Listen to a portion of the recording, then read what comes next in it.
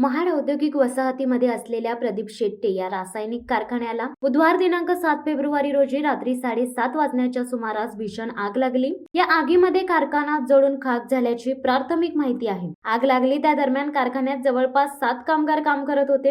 आग लागताच कारखान्यातील कामगार बाहेर पडले, त्यामुळे सुदैवाने जीवितहानी टळली। मात्र या आगीमध्ये कारखाना पूर्णपणे जळून खाक झाला आहे। महाड MIDC आणि महाड नगरपालिका यांच्या अग्निशमन दलाने आग विझवण्यासाठी शर्थीचे प्रयत्न सुरू केले। कारखान्यामध्ये हायड्रोजन वायूचे भरलेले ड्रम महाड औद्योगिक वसाहतीमधील रासायनिक पथकाने तात्काळ हटवले। केमिकल कंपनीतील रासायनिक ड्रम व स्फोटाच्या आवाजामुळे MIDC परिसर हा हादळून गेला आहे। घटनास्थळी पोलीस उपविभागीय अधिकारी शंकर काळे, महाड औद्योगिक वसाहत पोलीस ठाण्याचे अधिकारी मारुती आंधळे, उपविभागीय अधिकारी ज्ञानोबा बानापुरे, तहसीलदार शितोळे यांनी धाव घेऊन आग आटोक्यात आणणाऱ्या यंत्रणांना वेग आणला। शेटे या रासायनिक कारखान्यात जनावरांसाठी लागणाऱ्या औषधासाठी घटक बनवले जातात। या कारखान्यांमध्ये नियमावली धाब्यावर बसवले जात असल्याने यापूर्वी देखील अपघात होऊन जीवितहानी झाल्याच्या घटना घडल्या आहेत। मात्र या आगीत सुदैवाने कोणतीही जीवितहानी झाली नसल्याची माहिती समोर आली आहे।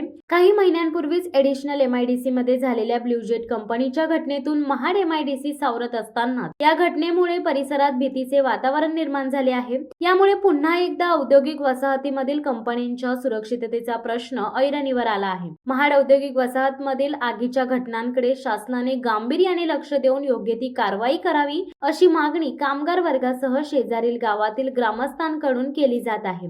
शिवसत्ता टाइम्ससाठी निलेश लोखंडे, महाड। दे धडक बेधडक वृत्त देणाऱ्या आपल्या शिवसत्ता टाइम्स न्यूज चॅनलला लाल बटन दाबून सबस्क्राईब करा आणि बेल आयकॉनला क्लिक करायला विसरू नका।